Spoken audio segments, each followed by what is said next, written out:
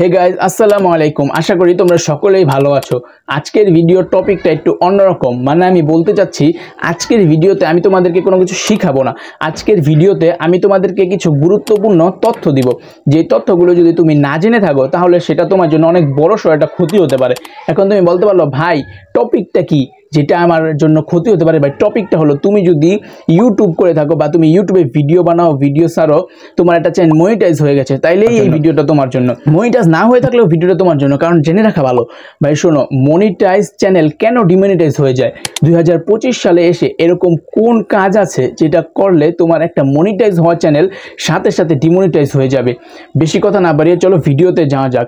এখন তোমাদেরকে বলি, মনিটাইজ চ্যানেল ডিমনিটাইজ হওয়ার মাত্র দুইটা কারণ, মাত্র দুইটা কারণের কারণে আমার মনিটাইজ চ্যানেল ডিমনিটাইজ হয়ে যাবে। হ্যাঁ ভাই, এই দুইটা ভুল যদি তুমি করো তাহলে সাথে সাথে তোমার মনিটাইজ হওয়া চ্যানেল ডিমনিটাইজ হয়ে যাবে।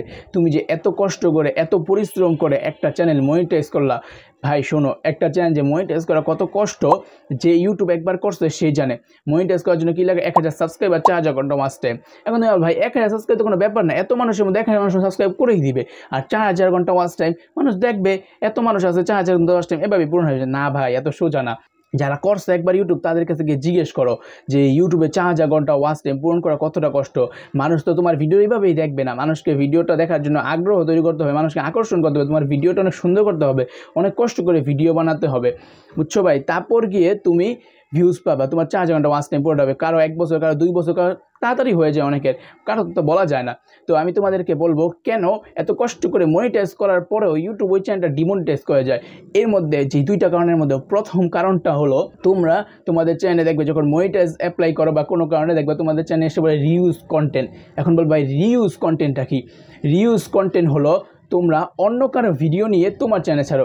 অন্য কারো ভিডিও বলতে বলছে যে ধরো একটা মানুষ অনেক কষ্ট করে ভিডিওটা এডিট করছে, এডিট করে তার চ্যানেলে ছাড়লো, তার চ্যানেলে ছেড়ে সে টাকাও ইনকাম করলো, ইনকাম করতেছে। এখন তুমি কি করলাম, মাঝখান দিয়ে গিয়ে তার চ্যানেল থেকে সেই ভিডিওটা ডাউনলোড করলাম, কিছু এডিট করলাম, যে কারণে ইউটিউব থেকে কপিরাইট আসলো না। বেশিরভাগ ক্ষেত্রে কপিরাইট চলে আসে, কিন্তু কিছু কিছু এডিট আছে যেগুলো জানা থাকলে কপিরাইট আসে না, সেটাকে বলে কপি পেস্ট। তো সেটা একটা ভিডিওতে বলছি, সেটা এখন এখানে বলবো না। তো তুমি তার ভিডিও ছাড়লা, তুমি তার কিছু ভিউজ আনলা, তোমার ভিডিও তো দেখলা, তুমি ছাড়ার পর ভালো ভিউজ আসতেছে, তোমার চ্যানেলটাও মনিটাইজ হয়ে গেল, কিন্তু এতে তার কি লাভ হইলো? তার তো ক্ষতি হইলো। তার ভিউজগুলো তোমার কাছে আইসা পড়ছে, তার ভিউজার কমে গেল, তুমি টাকাও ইনকাম করতে হবে তার ভিডিও ছাড়া, এতে কি তার লাভ হইব? এই জন্য ইউটিউব একটা নতুন নিয়ম বের করছে যে যদি অন্য কারো ভিডিও নিয়ে নিজের চ্যানেল আপলোড করে তাহলে ওই চ্যানেল এখন থেকে মনিটাইজ দেওয়া হবে না 2025 সাল থেকে। আগে হয়তো দেওয়া হতো, আগেরটা আমি জানি না, আমি 2025 সালে এটা বলতেছি। 2025 সালে এসে তুমি যদি অন্য কারো ভিডিও নিয়ে নিজের চ্যানেলে ছাড়ো তাহলে ওই চ্যানেল আর মনিটাইজ হবে না। ভালো করে শুনে রাখো, অন্যের ভিডিও নিয়ে যদি নিজের চ্যানেলে ছাড়ো ওই চ্যানেল আর মনিটাইজ হবে না, কারণ সে কষ্ট করবে আর তুমি নিয়ে নিয়ে, মানে কৃষক কষ্ট করলো, খেতে ধান ফলাইলো, আর ধান এসে তুমি নিয়ে গেলে। ভাই এত সোজা না ভাই, একটা মানুষ অনেক কষ্ট করে ভিডিও বানায় সে ছাড়ে। আরও কিন্তু নতুন অনেক নিয়ম আসছে, তুমি যদি তার ভিডিও নাও তাহলে সে কিন্তু চাইলে তোমার ভিডিওতে কপিরাইট মেরে দিতে পারবে।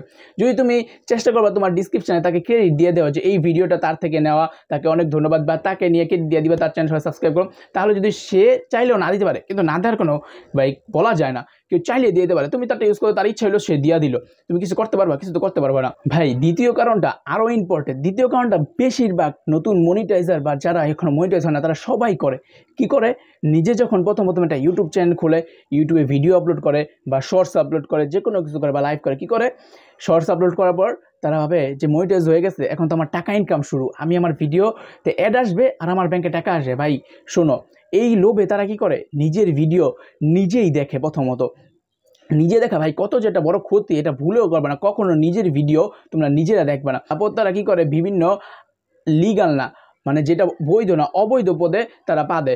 অবৈধ পদে তারা কি করে, বিভিন্ন ওয়েবসাইটে গিয়ে তাদের ভিডিও চালায় দেয় অনেকগুলো একসাথে, সেখান থেকে ভিডিওগুলো একসাথে চলে আর তাদের ডলার ওঠে, তারা এইভাবে টাকা ইনকাম করে। শোনো ভাই, ইউটিউব চায় তাদের ইউটিউবের মধ্যে যারা একবারে আসল বা সুন্দর মতো কন্টেন্ট ছাড়ে, কোনো আইনি পথে যায় না, তাদেরকে ইউটিউব চায়। তুমি যদি বেআইনি পথে যাও, ইউটিউব সাথে সাথে তোমার চ্যানেল ডিমনিটাইজ করে দেবে। সে ভুলেও এই ভুলটা করা যাবে না। ধরো তুমি একটা ভিডিও বানালে, ছাড়লা, মনিটাইজ হয়েছে, এখন তুমি ভাবলা যে আমি আমার ভিডিওটা দেখিয়ে দিলে বেশি বেশি করে অ্যাড আসবো আর বেশি করে ইনকাম হবে। ভাই এই ভুলটা ভুলেও করবে না, তাহলে সাথে সাথে তোমার চ্যানেল ডিমনিটাইজ হয়ে যাবে। গাইজ তোমাকে বলেই দিলাম কেন 2025 সালে এসে মনিটাইজ হওয়া চ্যানেলগুলো ডিমনিটাইজ হয়ে যাচ্ছে। এখন তোমরা কি জানতে চাও কিভাবে তোমরা তোমাদের ভিডিওতে এসইও করবে যাতে তোমাদের ভিডিওগুলো ভাইরাল হয় বা তোমাদের ভিডিও সার্চ লিস্টে একেবারে প্রথমে আসে? তাহলে এই ভিডিওর কমেন্ট বক্সে বলে যাও 1 2 তাহলে আমি পরবর্তী ভিডিওটা এটা নিয়ে আসবো। আল্লাহ হাফেজ।